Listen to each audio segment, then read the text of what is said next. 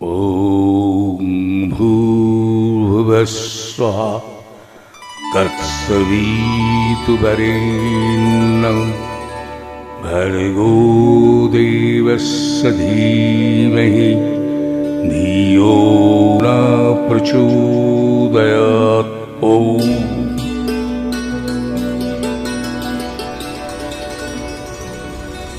একটা সময় ছিল যখন গায়ত্রী মন্ত্র ছিল গোপন, সাধারণের জন্য নয়, এবং বেদে শূদ্রদের ও স্ত্রীদের অধিকার ছিল না এই মন্ত্র উচ্চারণ।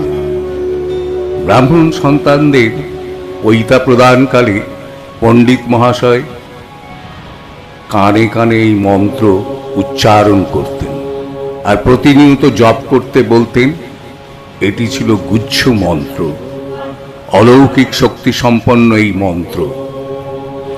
এই বেদ মন্ত্রে যে গান করে, তাকে যে ত্রাণ করে, তিনি গায়ত্রী।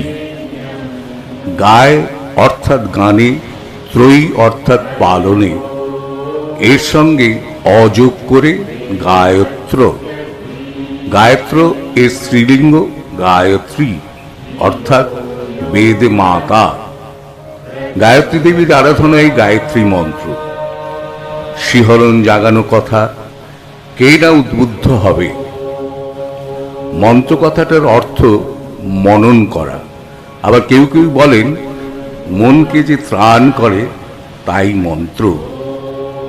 মন্ত্রের প্রথম অংশ ওম ভূর্ভুবস্সুবঃ, এটি আমরা পাই শুক্ল যজুর্বেদের 3য় অধ্যায়ের 5 নম্বর শ্লোকে।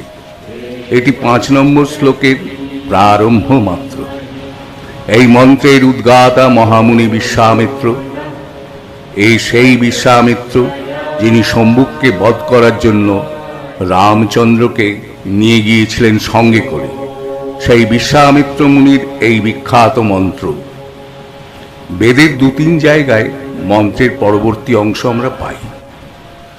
1 নম্বর ঋক সংহিতা 3য় মণ্ডলের 62 নম্বর সূত্র 10ম ঋক। এই ঋক বা স্তুতি লিখেছেন বিশ্বামিত্র ঋষি। ত্রিষ্টুপের ছন্দে এই ঋক সবিতা দেবের উদ্দেশ্যে গীত হয়েছে। বলছেন তৎসবিতুর্বরেণ্যং ভর্গো দেবস্য ধীমহি ধিয়ো নঃ প্রচোদয়াৎ। ঋগ্বেদের সমস্ত শ্লোককেই ঋক বলা হয়। ঋক কথাটার মানে দেবতাদের স্তুতি। ঋগ্বেদ সংহিতার 3য় মণ্ডলের 62 নম্বর সূত্র 10 থেকে 12তম ঋকের দেবতা হচ্ছেন সবিতা। মন্ত্রগুলো এই রকম: তৎসবিতুর্বরেণ্যং ভর্গো দেবস্য ধীমহি ধিয়ো নঃ প্রচোদয়াৎ। অর্থাৎ যিনি আমাদের ধী শক্তি প্রেরণ করেন, আমরা সেই সবিতা দেবীর সেই বরেণ্য তেজ ধ্যান করি। এবার আমরা গায়ত্রী মন্ত্রের যথার্থ শব্দার্থ জানব। ওম ভূর্ভুবস্সুবঃ তৎসবিতুর্বরেণ্যং ভর্গো দেবস্য ধীমহি ধিয়ো নঃ প্রচোদয়াৎ। হে ত্রিলোকেশ্বর অর্থাৎ ভূর্ভুবঃ স্বঃ, সবিতা দেবের পরম ব্রহ্মাত্মক সেই বরণীয় তেজকে আমরা ধ্যান করি। সেই সবিতা আমাদের বুদ্ধি বৃত্তিকে প্রেরিত করুন। ওম ওম সর্বশক্তিমান ঈশ্বরের নামই ওম। ওমকে প্রণব মন্ত্র বলা হয়। হিন্দু ধর্মের সর্বজন গ্রাহ্য মন্ত্রই ওম।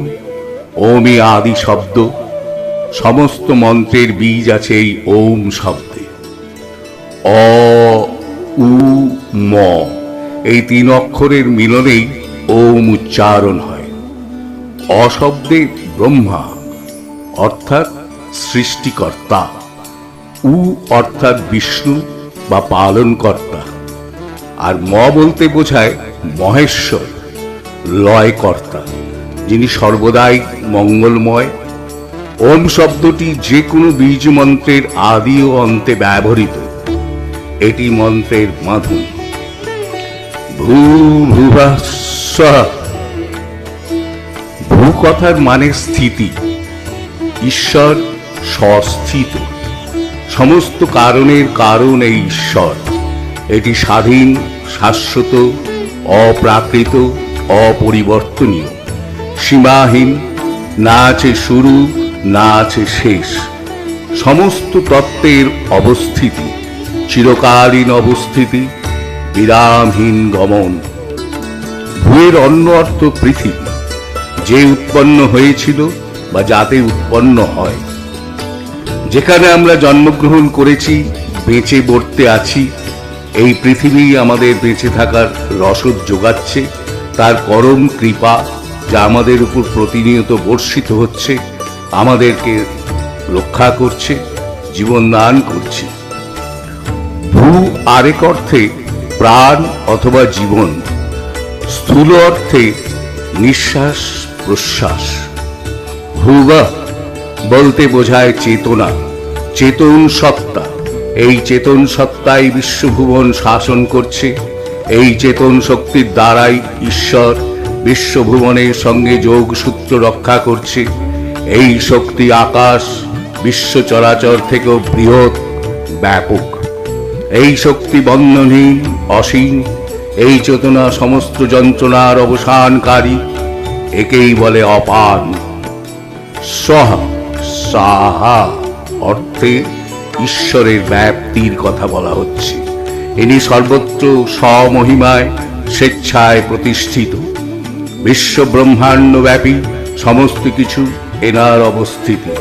নিজের কোনো রূপ না থাকলেও সমস্ত পার্থিব বস্তুতে ইনি প্রকট।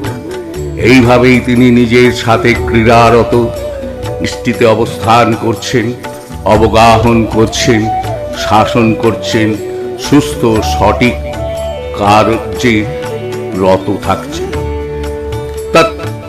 তৎকথাটার মানে সে, এখানে সে অর্থাৎ ঈশ্বর। সবিতুর, সবিতুর কথাটা এসেছে সবিতা থেকে। সবিতা অর্থাৎ সূর্যের তেজ থেকে তৈরি রশ্মি। এই গায়ত্রী মন্ত্রকে সাবিত্রী মন্ত্র বলা হয়। ঈশ্বরের অপর নাম সবিতা। সমস্ত জাগতিক পদার্থের উৎস সূর্যকে সবিতা বলা হয়। সূর্যের এই তেজই বা এই তেজের দ্বারাই পুষ্টিপ্রাপ্ত হচ্ছে জাগতিক সমস্ত পদার্থ। আমাদের পালনকর্তাই সূর্য বা সূর্য রশ্মি। অসংখ্য সূর্য রশ্মি, অসংখ্য গুণের অধিকার। একেই আমরা দেবতা বলি। তাই দেবতা আমাদের অসংখ্য। বরেণ্যম বরণ করি, আহ্বান করি, গ্রহণ করি। ভর্গো, ভর্গো অর্থাৎ জ্যোতি, শুদ্ধতা, পবিত্রতা, প্রেম, শক্তি। জ্যোতি আমাদের সব কিছু শুদ্ধ করে। জ্যোতির সংস্পর্শে এসে আমরা আমাদের শরীর, মন, আত্মাকে শুদ্ধ রাখতে পারি। অতএব জ্যোতি হচ্ছে ভগবানের শুদ্ধকরণ শক্তি। এই শক্তি মনের একাকিত্ব দূর করে, ভয় দূর করে, শুদ্ধ অন্তঃকরণ তৈরি করে। জ্যোতির ধ্যানে অসীম বিশুদ্ধতা মানুষকে মাথা উঁচু করে বাঁচতে সাহায্য করে। দেবস্য, দেবতাদের ঈশ্বরের অসীম গুণের কোনো একটি বা একাধিক গুণের অধিকারীকে দেবতা বা দেবী বলা হয়। ধীমহি, ধ্যান করা, মনটাকে ঈশ্বরে নিবিষ্ট করা, মনের সমস্ত চিন্তাকে প্রত্যাহার করে ঈশ্বরে সমর্পিত হওয়া, চিত্তবৃত্তিকে নিরুদ্ধ করে ঈশ্বরময় হয়ে যাওয়া, সমস্ত কর্ম ঈশ্বরকে উদ্দেশ্য করে করা, ফলাফল তাকেই সমর্পণ করার। ধিও, ধি অর্থাৎ বুদ্ধিমত্তা। আমার বুদ্ধিমত্তা তার উপস্থিতিকে উপলব্ধি করুক, মন পার্থিব চিন্তামুক্ত হয়ে ঈশ্বর চিন্তায় মগ্ন হোক। ইয়হ, কে? ওকে, একমাত্র ওনাকেই না। আমাদের আমিত্ববিহীন আমাদের প্রচুর দয়া প্রেরণ করুন। সমস্ত গুণের আধার ঈশ্বর আমাদেরকে জ্যোতি রশ্মির সাহায্যে সমস্ত শুভ শক্তি ও গুণগুলো প্রেরণ করুন।